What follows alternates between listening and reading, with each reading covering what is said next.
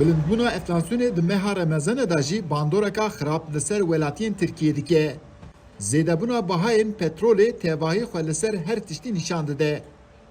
Di 13 Avrêlê 2022 da yek litreya benzînê bi navendî 19 lîra ya mazotê jî 20 lîra bû. Di 12 Avrêlê de 1.04 lîra di serê litreyê de daketin çêbe jî lê bandoreka mezin li ser erzanbûnê çênebû. Bes li Enqerê benzin 19.11 TL, mazot jî 20.29 TL'ye. Di sala 2000 da 1 litre benzin 0.59 TL, ango dibin 1 lirayı da bû. Di sala 2010 da 3.87, di sala 2020 da 6.47, di sala 2021 da jî 8.13 TL bû. Lê di sala 2022 da derket 20 lirayı. Ev zêdebûn tevahî li ser jiyana gel ya rojane dike. Dema bahayê petrolê bilind dibe, bazar jî yekser giran dibin. Ulkî elen di bazarê da li ber giranbûna tiştan gazincên xwe wiha diyar dike.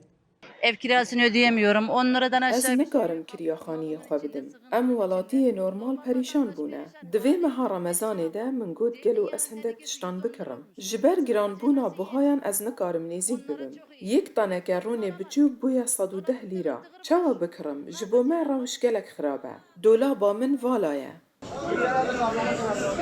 Emekli maaşıma zedeklerine boş var. Ne kadar muam çok devlet çıbıka. O idare. Zavna yani zavna korun zedem.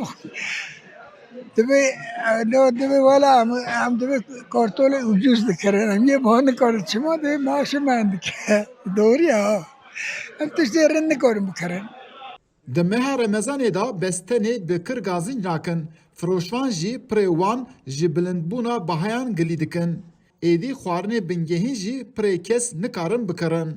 Di bazarê de 1 kilo baldırcanê sor bi navendî 14 lîra, kartol 12 lîra, xiyar derketiye 20 lîrayî. 1 kiloya xurme ji 5 lîrayê heta 7 lîrayî bilind dibe. Bêtir kes ji vê rewşê gazînc bikin jî lê yên ku vê çûyîrê ji bo xwe baş bibînin jî hene. Esnaf Mehmet Akın yek ji van kesan e. Şimdi ekonomi olarak ben kötü görmüyorum. Ez reşa aboriyê gelek xirab nabînim. Li gorê min baş e. Heke hûn bizanin çawa serv bikin, têra we dike. Lê ku hûn nezanin çawa serv bikin, çend malê we hebe jî dîsa têra we nake. Aboriya Tirkiye di meha Remezanê de jî ji gengeşiyan dûr neket. Welatiyên Enqerê amaje dikin ku li ber bilindbûna bahayan di hêza kirina wan da şikestineka mezin çêbiye. Ew dibêjin perê ku mehane digirin têra nîva mehê jî nake. Eyüp Demir, Denge Amerika, Enqere. Abi beşe.